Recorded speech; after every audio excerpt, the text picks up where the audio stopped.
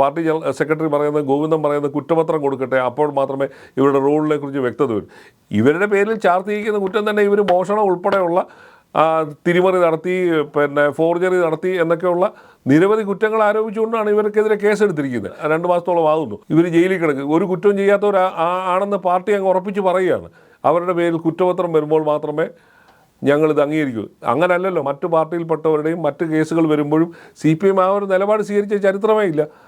അപ്പോൾ തന്നെ അവരുടെ രാജി ആവശ്യപ്പെടുക, അപ്പോൾ തന്നെ അവരെ പുറത്താക്കണമെന്ന് ആവശ്യപ്പെടുക, ഇതൊക്കെയാണ് നമ്മൾ.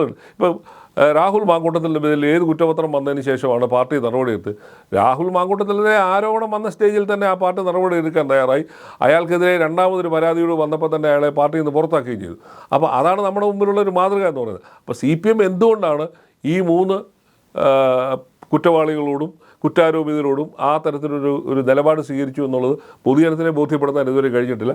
അതാണ് അവരുടെ പരാജയത്തിന് കാരണമെന്ന് ആ മുന്നണിയിലെ രണ്ടാമത്തെ കക്ഷിയായ CPI തന്നെ പറയുന്നുണ്ട്.